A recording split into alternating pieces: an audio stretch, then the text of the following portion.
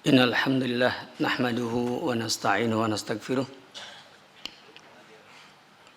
na'udzu billahi min sururi anfusina wa min sayyiati a'malina may yahdihillahu fala mudilla lahu wa may yudlil fala hadiya lahu asyhadu an la ilaha illallah wahdahu la syarika lahu wa asyhadu anna Muhammadan abduhu wa rasuluhu alladzi la nabiyya ba'da amma ba'd.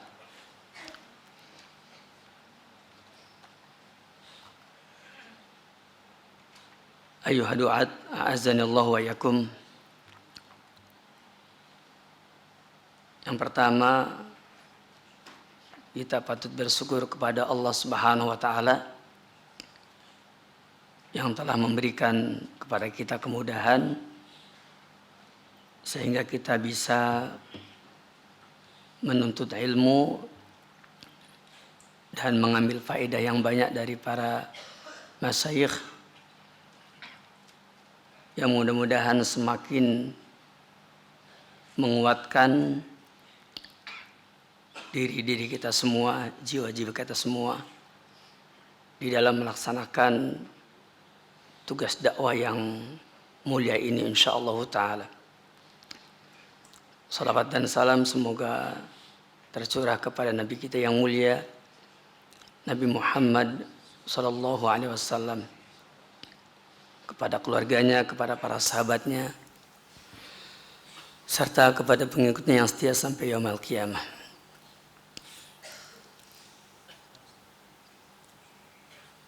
Pertama-tama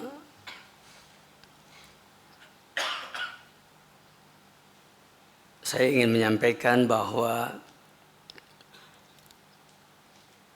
kemarin saya di WA oleh panitia disuruh menyampaikan sepatah dua patah kata untuk acara di pagi ini. Dan saya sudah menjawab bahwa saya tidak bersedia. Tetapi panitia mengucapkan jazakumullah khairan atas kesediaannya. Kelihatannya siasat jawaban saya kalah sama panitia. Yang kedua, ketika perjalanan dari kota Cirebon menuju ke tempat ini, di waktu malam saya lihat di grup ada Ustadz Firdaus sedang menyampaikan mungkin pengalamannya. Begitu saya lihat di grup, alhamdulillah saya kenal beliau. Tapi saya tidak tahu apa judul yang dibahas. Kemudian hari pertama saya mendengarkan langsung pengalaman dari Ustaduna Zainal Abidin hafidhahullah. Kalau saya ambil faedah dari ceramah beliau, bahwa beliau sedang menjelaskan pengalaman bagaimana caranya beliau menyelamatkan dakwah salafiyah ini dari berbagai macam makar-makar musuh-musuh dakwah. Dan ini sangat besar sekali faedahnya. Sangat luar biasa, karena memang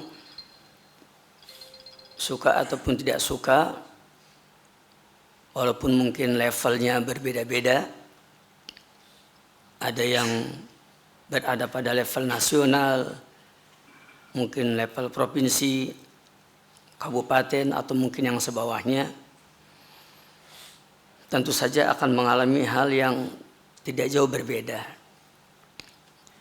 Tapi faedah dari pengalaman untuk menyelamatkan dakwah salafiyah dari makar-makar musuh-musuh dakwah itu sangatlah penting. Di hari yang kedua dari taujihat ba'da subuh yang kemarin, saya menikmati uraian yang sangat indah dari Ustadzuna Khalid Samhudi hafidhahullah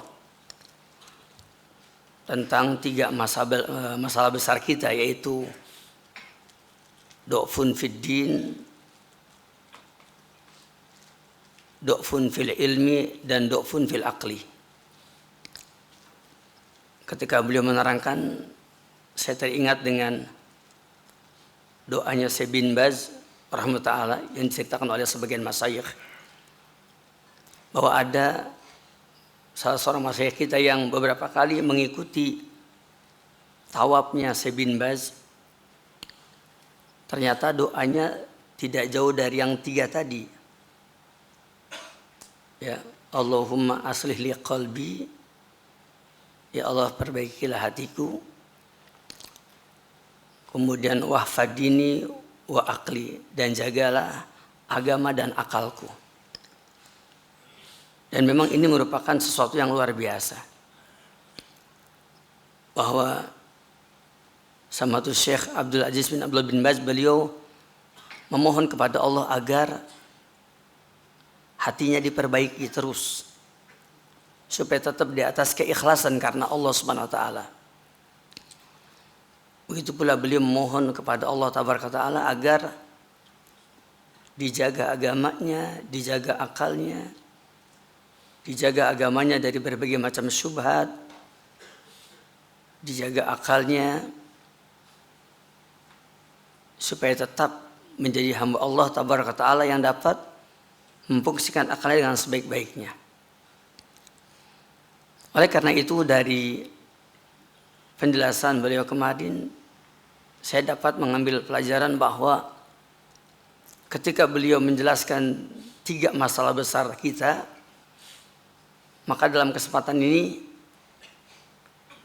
saya mungkin hanya memberikan judul dari pengalaman dakwah yang pernah saya alami, yaitu bagaimana upaya kita menjaga keberlangsungan dakwah. Itu mungkin yang akan saya ambil tema dari perjalanan dakwah yang pernah saya alami. Berbicara tentang bagaimana menjaga keberlangsungan dakwah, saya mencoba mengangkat 3 hal yang pernah saya alami. Yaitu yang pertama, bagaimana kita menjaga nikmat aman di dalam berdakwah. Saya ulangi, nikmat aman di dalam berdakwah. Terutama di tengah situasi dan kondisi seperti yang sekarang, bagaimana dakwah salafiyah dibikin agar tidak aman. Dan hal ini saya sudah berusaha untuk menjaganya sepanjang dalam perjalanan dakwah. Kenapa demikian? Karena sebagaimana yang diterangkan oleh Fadilatul Syekh Muhammad bin Shalih Al-Utsaimin dalam kitab beliau Syarah Riyadhus Shalihin, ketika beliau mensyarahkan hadis nikmatani magbunun fihima katsirun minas as-sihhatu wal farag. Ketika beliau mensyarahkan hadis ini, maka beliau mengatakan bahwa nikmat itu ada 4. Yang pertama adalah nikmatul iman, yang kedua adalah nikmatul akli, dan yang ketiga adalah nikmatul aman. Adapun yang keempatnya, kata beliau, nikmat yang lainnya di antara contohnya adalah nikmatus sihat wal farag. Maka dari penjelasan beliau kita mengetahui bahwa kita memiliki akidah yang benar, maka itu merupakan nikmat aman yang kita miliki. Itu merupakan nikmat iman yang kita miliki. kita memfungsikan akal dengan benar, itu merupakan nikmat akal yang kita punyai. Dan yang ketiganya yaitu nikmat di dalam nikmat keamanan. Maka di dalam berdakwah, yang pertama kali harus kita perhatikan adalah bagaimana kita berupaya agar dakwah kita ini aman. Walaupun pada akhirnya ada juga tidak amannya. Walaupun kita sudah menjaga agar aman. Saya punya pengalaman dakwah, dan kalau ingat daurah, saya ingat pembubaran dakwah. Ya, saya ulangi, kalau ingat daurah, saya ingat pembubaran dakwah. Karena pernah terjadi, saya lupa tahun berapa, yang jelas waktu itu saya mengikuti daurah yang diselenggarakan oleh saya Ali bin Abi Thalib. Dan begitu saya pulang dari daurah, besoknya ngisi kajian, dan ternyata kajian saya dibubarkan. Dan pada waktu itu saya datang ke tempat tersebut, dan tempat itu sudah dipenuhi oleh 3 pasukan. Yang pertama Banser, yang kedua Densus 99, bukan 88 ya, tapi Densus 99 ya, anti Wahabi itu. Dan yang ketiganya adalah kelompok genjeringan. Jadi mereka sudah siap, kalau saya alhamdulillah, maka genjringnya langsung ditabuh begitu. Dan ketika itu saya masih ingat betul kenangan ini, karena kejadian ini adalah kejadian pasca salah seorang dai kita berdebat melawan tokoh mereka di kota Cirebon. Kemudian setelah itu dai yang sempat berdebat ini melakukan tablik akbar ketika posisi saya sedang berada di tempat daurah, dan memberikan provokasi. Dan ketika saya kembali mengisi kajian, maka mereka sudah menguasai lokasi. Dan akhirnya ketika itu saya sudah berusaha untuk meyakinkan kepada DKM untuk diizinkan saya berbicara. Karena waktu itu saya yakin bahwa kalau saya berbicara, insya Allah sepertinya tidak seperti yang dikhawatirkan. Tapi DKM-nya orang luar, sehingga dia bilang, saya tidak akan bisa untuk menahan kekhawatiran ini Ustaz. Akhirnya diamankanlah oleh pihak DKM agar saya pergi meninggalkan tempat itu. Ini salah satu contoh bahwa ternyata walaupun kita sudah berusaha untuk aman, akhirnya tidak aman juga. Itu menunjukkan bahwa nikmat aman itu sangat penting sekali. Ya, nikmat aman sangat penting sekali. Namun karena memang musuh-musuh dakwah ini luar biasa ya, sehingga akhirnya seperti tadi. Ini sebagai contoh ya. Yang keduanya, bahwa ketika kita melakukan dakwah, kenapa penting yakni adanya atau menjaga keamanan dalam dakwah? Mungkin ini bisa diambil faedah oleh teman-teman sekalian, terutama antum yang mungkin dakwahnya menyendiri, mungkin antum yang belum memiliki lembaga, atau mungkin antum yang berdakwah jauh dari teman yang lain. Saya walaupun tinggal di daerah Pantura, yang andai kata saja ke arah timur saya dekat ke kota Cirebon, ke arah barat juga bisa ke Jakarta. Namun pada waktu itu tentu tempat di wilayah Pantura belum banyak teman. Karena belum banyak teman ya otomatis kita harus berusaha bagaimana dakwah ini agar bisa diamankan.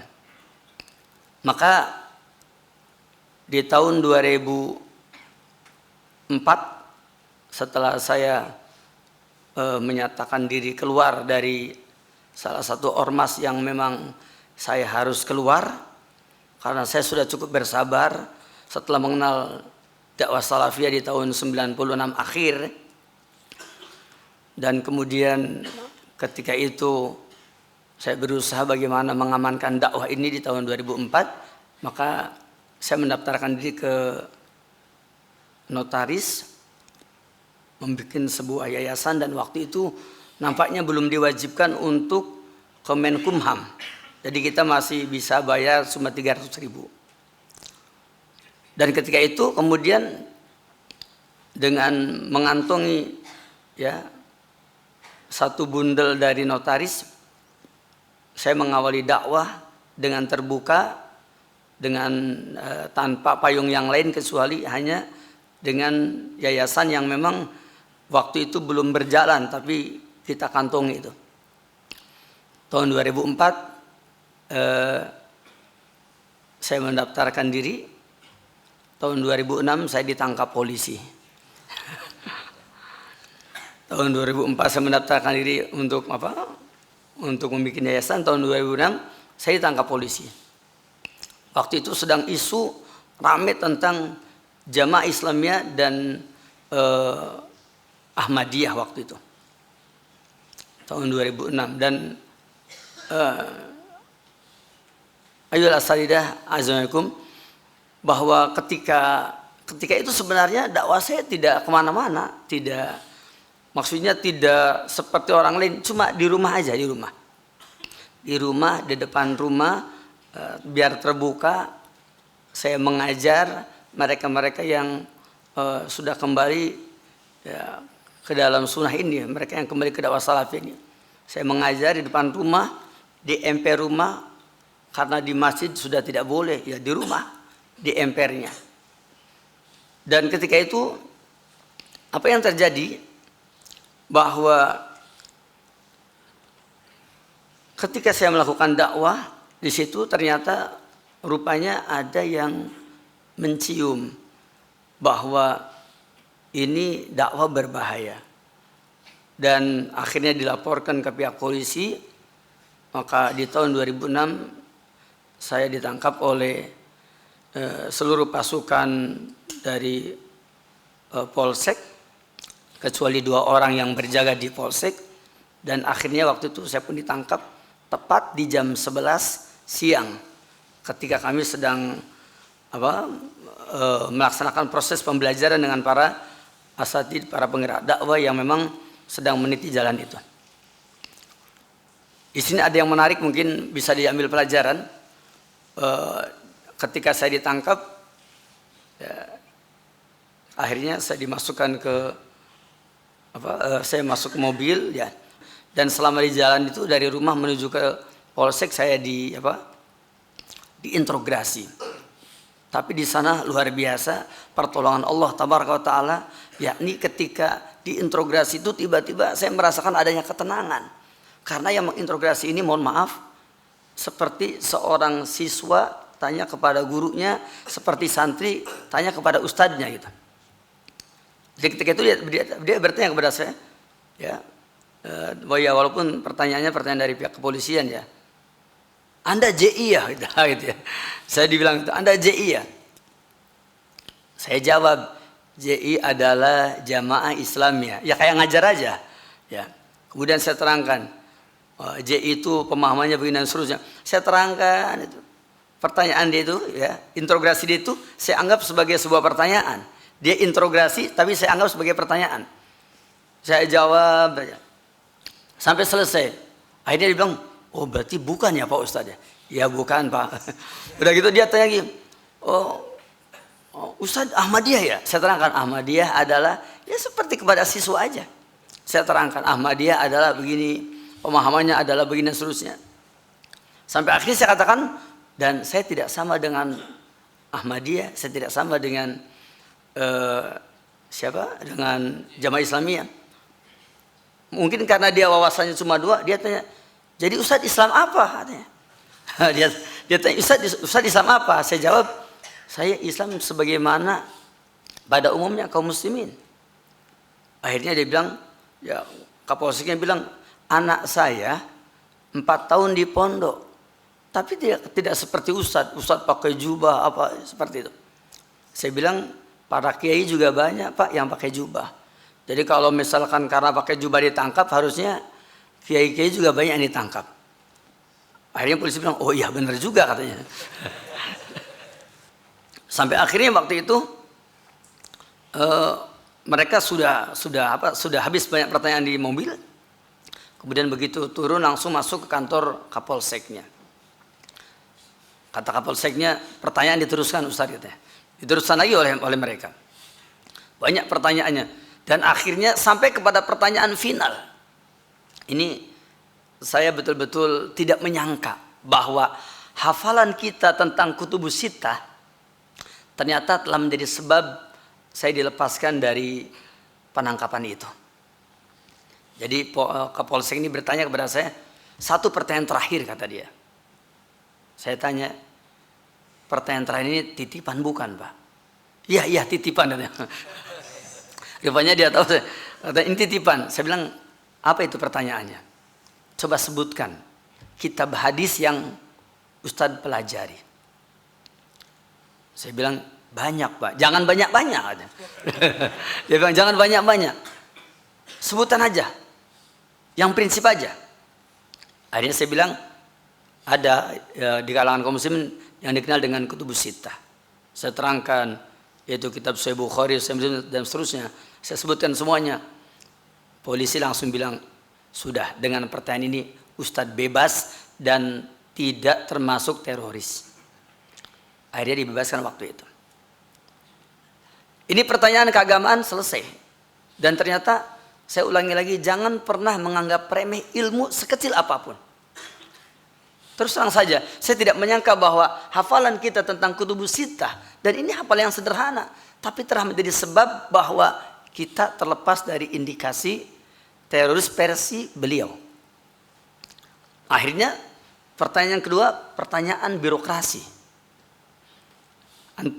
Ustadz secara pemahaman bukan bagian yang terlarang. Tapi kami mau tanya, Anda resmi apa tidak? Saya tadinya mikir, resmi apa ya? Kalau resmi ditugaskan, saya bukan ditugaskan. Kalau resmi sebagai dai dari Kemenag juga saya bukan.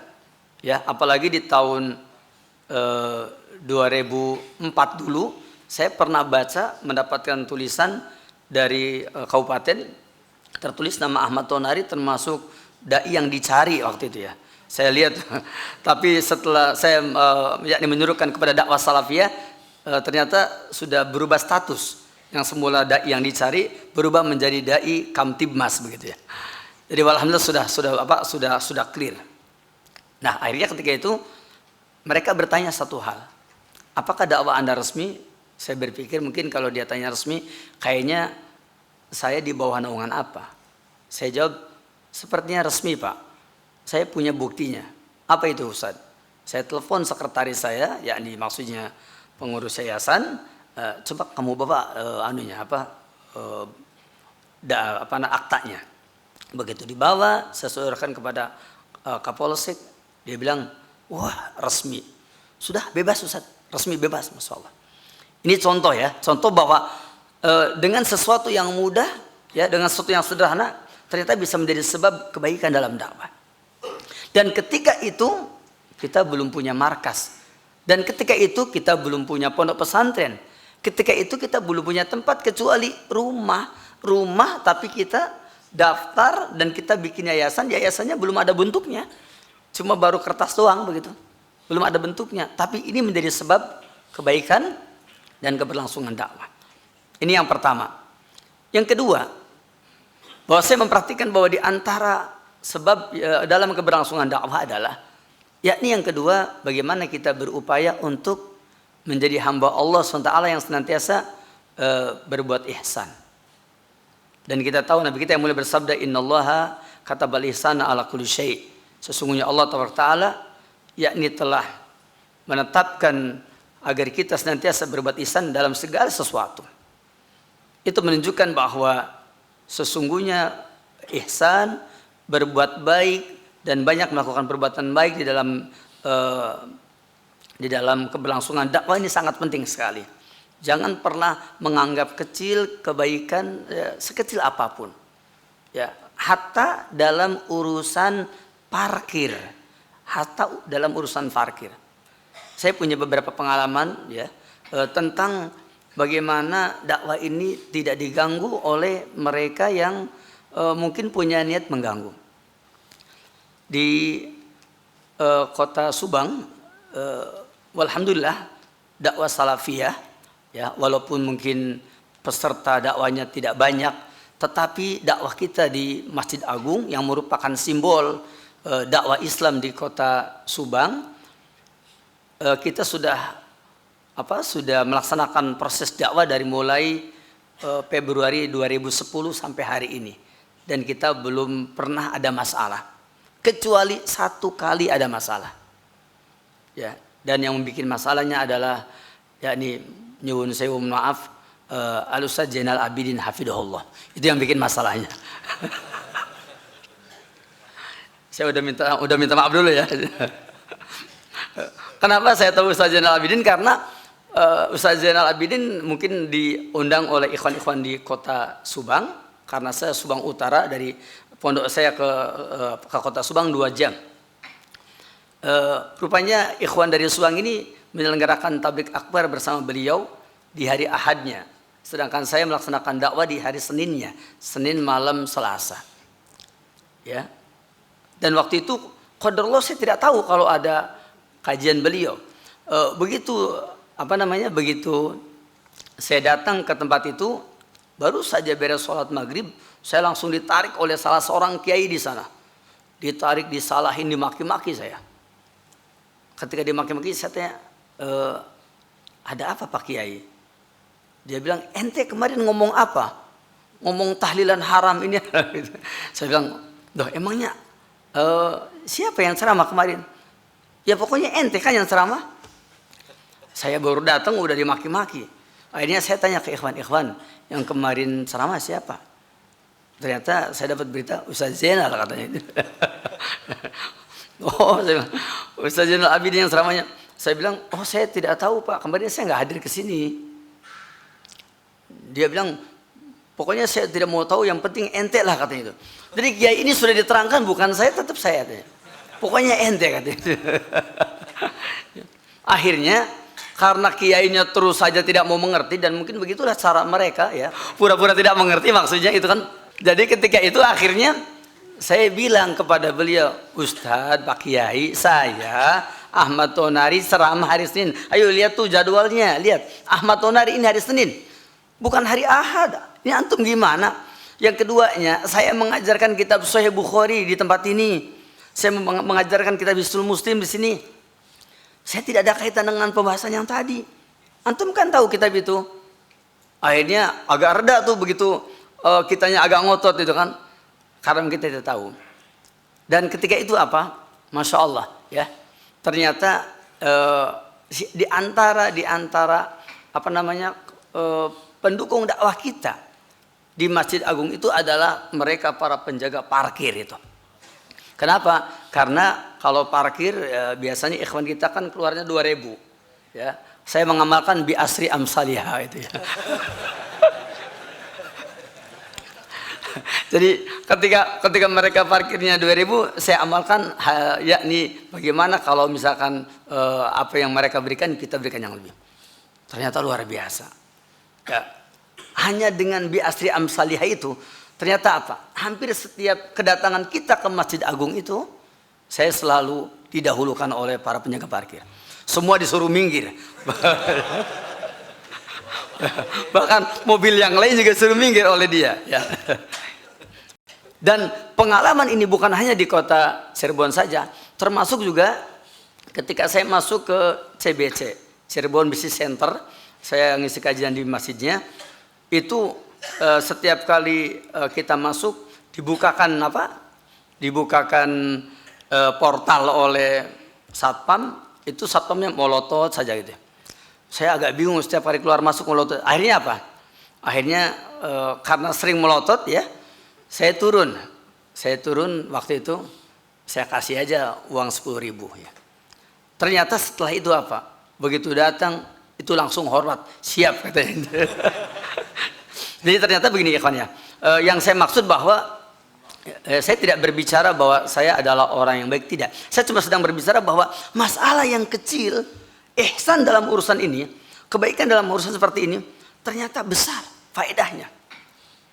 Besar faedahnya. Apakah di tempat yang memang sifatnya umum kayak tadi di Masjid Agung, ataukah yakni di tempat-tempat seperti tadi, ternyata besar manfaatnya. Dan ini saya rasakan sendiri ketika masuk ke satu perumahan. Saya di stop, bahkan kemudian di stop oleh satpamnya, bahkan satpamnya minta bukunya, apa yang dibahasnya. Saya kasihkan bukunya, begitu dibuka bahasa Arab, dianya tertawa. Ini dibahasanya gimana katanya. Setelah dia nanya dibahasanya gimana, saya bilang ya sudah, kalau nggak bisa bahasa jadi nggak usah nanya gitu ya. Sekarang saya tanya ke Anda nih, Anda sebenarnya pengen apa? Dia bisikin saya tuh, Ustadz kalau habis ngaji kan kalau para kiai biasanya bawa besek ya. Itu ente bawa enggak? Ya, saya bilang, oh ada bawa. Anak kasih dong, saya kasih katanya. Dia minta dikasih. Oh iya siap, insya Allah. Ya, ternyata setelah dikasih apa? Lancar setelah itu. Bahkan kedatangan kita sangat dinanti. Ini yang kedua ya, teman-teman sekalian, dalam masalah ini jadi saya lihat pentingnya yang tadi. Yang ketiga ini yang terakhir ya. Saya kira ini pas waktunya sampai jam 5:30 ya. Untuk menyambangi hati antum yang ingin segera istirahat dan untuk antum yang masih pengen mendengarkan. Yang terakhir adalah bahwa dalam dakwah ini yakni perlu hikmah. Dan itu yang disebut dengan siasatu dakwah. Syekh Said bin Ali bin Wahab Al-Qahtani beliau mengatakan bahwa arkanul hikmah salasa, rukun hikmah itu 3. Yaitu al-ilmu ya, al-hilmu, al-anat. Yakni ilmu, ya, kesabaran dan ketenangan. Saya perhatikan bahwa di antara perkara yang akan menjaga keberlangsungan dakwah adalah bagaimana kita bukan hanya sekedar berdakwah, tetapi melakukan satu dakwah, yaitu dakwah bil hikmah, dakwah dengan hikmah. Dan di antara rukun hikmah itu adalah al-ilmu, yaitu dengan ilmu. Percayalah bahwa apabila kita berdakwah dengan ilmu, insya Allah Ta'ala di tempat manapun kita akan bisa menyampaikan dakwah dengan baik. Saya masih ingat di tengah-tengah ramainya meninggalnya Fathur Rahman Al-Ghazi yang kemudian disebut sebagai seorang syahid. Kemudian di tengah-tengah ramainya gerakan Ustadz Abu Bakar Basir ketika itu dan juga Osama bin Laden. Saya pada satu waktu pernah diminta untuk ngisi kajian yang orang yang hadirnya adalah mereka-mereka yang rata-rata punya basic dari NII dan mereka para pengagum 3 tokoh ini. Dan seperti biasa ketika setelah beres menyampaikan tausiah ada tanya jawab, dan tanya jawab yang mereka tanyakan bukan pertanyaan bagaimana hukumnya ini, bagaimana hukumnya itu, bukan. Karena kelihatannya di antara mereka ada yang sudah mengetahui bahwa kalau kita menyuruh kepada dakwah salafiyah, dan kelihatannya kita memang akan dijatuhkan di tengah-tengah kaumnya. Ya, dan ketika itu pertanyaannya adalah bagaimana pandangan Ustadz tentang dakwahnya Abu Bakar Basir, dakwahnya Osama bin Laden, dan dakwahnya mereka-mereka yang sekarang dianggap teroris. Jadi dakwahnya seperti itu. Pertanyaan seperti itu. Itu di tengah-tengah kaumnya, ya, di tengah-tengah kaumnya, di tengah-tengah umatnya. Dan ketika itu saya mencoba menyampaikan kepada mereka ilmu tentang dakwah, bagaimana amar ma'ruf nahi munkar dan seterusnya. Saya terangkan dulu tentang dawabit amar ma'ruf nahi munkar, pengertian dakwah dan seterusnya secara simpel, secara singkat. Dan setelah beres selesai semuanya saya terangkan ilmunya, dan mereka nggak ada yang protes kan karena kita menerangkan ilmu. Di penghujungnya baru saya katakan jika ya Ustadz Abu Bakar Basir, jika Ustadz Habib Rizik Syihab, jika Osama bin Laden dan dai-dai yang lain dakwahnya seperti ini, maka benarlah dia. Dan jika tidak seperti ini, maka kelirulah dia, dan diharapkan supaya mereka merujuk kepada konsep dakwah ini yang benar. Dan ternyata dengan cara begitu mereka tidak tersinggung. Tidak tersinggung. Ketika kita di tengah-tengah kaumnya ditanyakan, itu biasanya memang saya sering dikerjain oleh beberapa mustami, yang mustami itu memang dulunya dengan saya satu ormas, dan dia memang sedang sengaja ingin menjatuhkan kita di hadapan orang-orang yang diharapkan bisa bisa mungkin melakukan sesuatu kepada dakwah kita ini. Tapi berkali-kali mereka menyampaikan pertanyaan dengan pertanyaan yang menjebak. Alhamdulillah, ketika kita menerangkan ilmunya, dan kita tidak menerangkan kasusnya, nanti terangkan kasus belakangan aja. Kita ilmunya aja dulu. Apa pertanyaannya, kita sampaikan ilmunya. Begitu ditanyakan kasusnya di belakang, maka kita jelaskan bahwa jika sama dengan ini, maka berarti benarlah. Jika tidak, maka kelirulah, seperti itu. Dan mereka ternyata tidak marah. Pengalaman yang sangat besar bagi saya ketika saya ceramah duet, ini dai NII ya, ini saya sendiri, dan ini ceramahnya menerangkan tentang tafsir, tapi tafsirnya tidak punya referensi. Pokoknya tafsirnya bagaimana tafsir versi NII lah begitu ya. Nah, ketika sudah selesai, saya juga sama selesai. Ketika tanya jawab, ini kurang beresnya mustami, dia tanya kepada saya, Ustaz, bagaimana pendapat antum tentang ceramah dia, katanya gitu.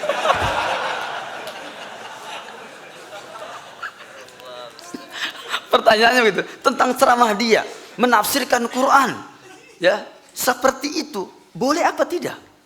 Masya Allah, saya ditanya di hadapan orangnya, tunjukin. Akhirnya apa? Saya tetap pakai teori seperti itu. Apa? Saya terangkan metodologi tafsir yang benar adalah begini. Gitu kan? Lalu kemudian setelah beres, saya bilang, kalau dia mengatakan ini adalah tafsir Quran, dia harus mendatangkan dalil-dalil dan hujah-hujah yang benar. Tapi kalau itu adalah wawasan saja, wawasan dia di dalam memahami Quran, maka itu urusan dia, bukan urusan tafsir. Begitu beres saya jawab, dia langsung bilang, benar Ustaz, ini bukan tafsir, tapi wawasan saya. Katanya. Jadi maksud saya begini, Ikhwan bilang, saya punya pengalaman ini, saya patut ceritakan kepada antum semua, bahwa antum jangan pernah takut hatta di hadapan orang-orang yang memusuhi dakwah kita.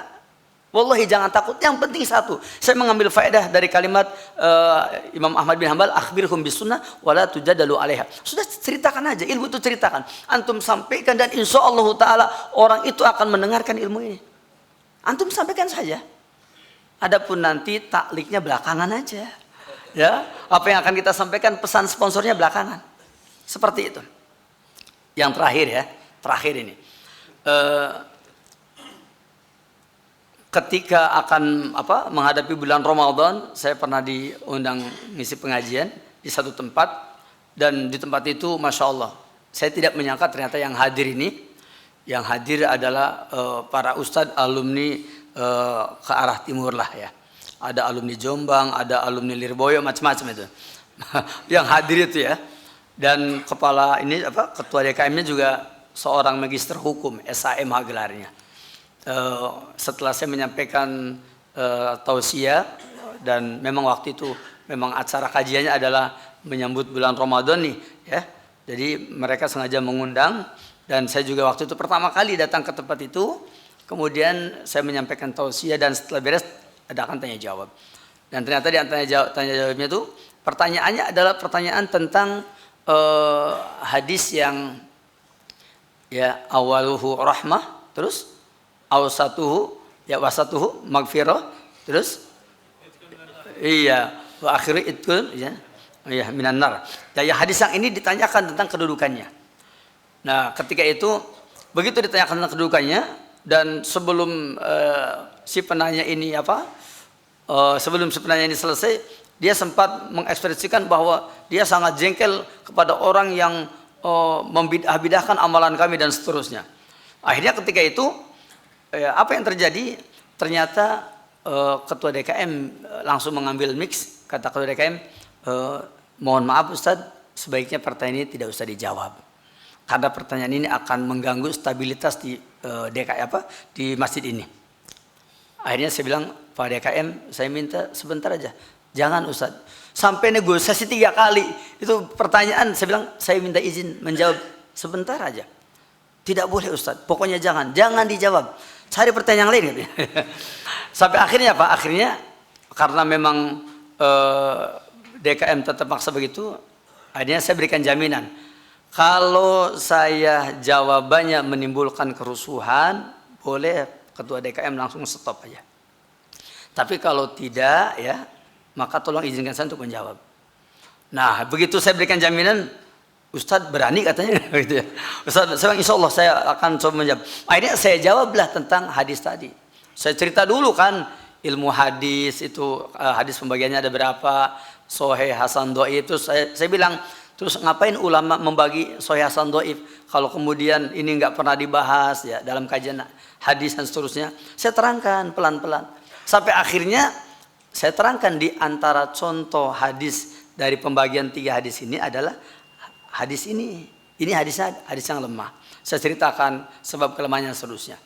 Ya, terus kemudian ternyata apa? Setelah beres itu mereka yang bertanya tadi, yang semula marah ternyata tidak marah. Malah sebaliknya mereka merangkul, bahkan mereka mengatakan bahwa ini betul-betul mendapatkan pencerahan. Jadi artinya ya khas kalian bahwa ternyata kalau kita ini betul-betul menyampaikan itu sesuai dengan apa? Sesuai dengan hikmah, yakni dengan ilmu ya, insyaallah taala mereka juga akan bisa mengambil faedah dari apa yang kita sampaikan insyaallah. Demikian barangkali yang bisa saya sampaikan dalam kesempatan kali ini, mudah-mudahan bermanfaat, mudah-mudahan berfaedah. Wa sallallahu ala nabiyina Muhammadin wa ala alihi wa sahbihi ajmain wa akhir da'wana anil hamdulillahi rabbil alamin. Assalamualaikum warahmatullahi wabarakatuh.